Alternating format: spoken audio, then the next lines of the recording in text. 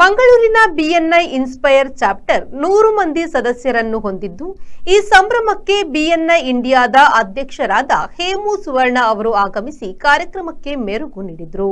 ಮಂಗಳೂರಿನ ocean pearl hotel ಸಭಾಂಗಣದಲ್ಲಿ ಕಾರ್ಯಕ್ರಮವನ್ನು ಆಯೋಜಿಸಲಾಗಿತ್ತು.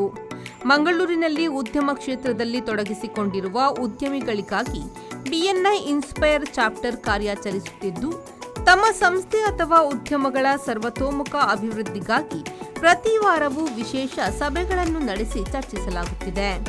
ಈ ವಾರದ ಸಭೆಗೆ ಬಿಎನ್ಐ ಇಂಡಿಯಾದ ಅಧ್ಯಕ್ಷರಾದ ಹೇಮು ಸುವರ್ಣ ಅವರು ವಿಶೇಷ ಅತಿಥಿಯಾಗಿ ಆಗಮಿಸಿದರು.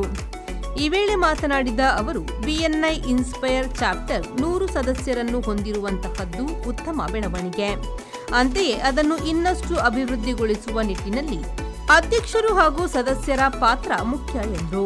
Now you have achieved 100 member. This is, we have been talking about, the Inspire to be the first chapter of Mangalore. Initially we were talking about that, and today we have achieved that. But what is the point, when we say 100 member chapter? Okay, what is the reason behind that? We want to see the kind of business a 100 member chapter generates. And that is going to be the challenge as well. I would like to see BNI Inspire generating $1 million worth of business every month.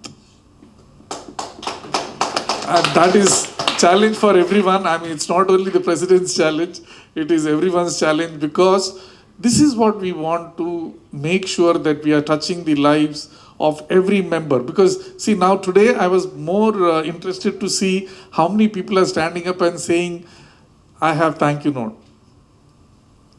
Okay, I think some members have missed out on those numbers, particular part, saying that I have this particular thank you note. I would like to see all 100 members standing up and saying, I have so and so TYFCB for this week.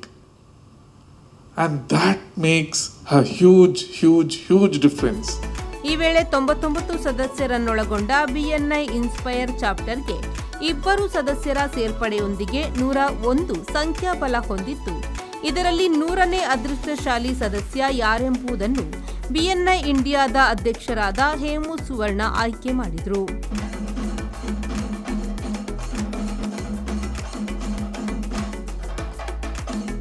ಮಂಗಳೂರಿನ ಬಿಎನ್ಐ inspire chapter 3 ಸದಸ್ಯರಾದ Mohan Raj, Sunil Dutt pi, Mahesh Kamath ಅವರು ಉತ್ತಮ ನಾಯಕತ್ವ ಬಹುಮಾನವನ್ನು ಪಡೆದಿದ್ದು, ಬಿಎನ್ಐ ಇಂಡಿಯಾದ ಅಧ್ಯಕ್ಷರಾದ ಹೇಮು ಸುವರ್ಣ ಅವರು ಬಹುಮಾನವನ್ನು ವಿತರಿಸಿದರು.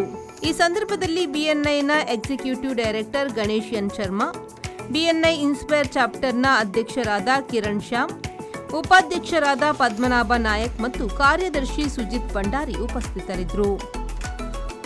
ಮಂಜುನಾಥ್ ಪ್ರಸಾದ್, ವಿ4 ನ್ಯೂಸ್, ಮಂಗಳೂರು.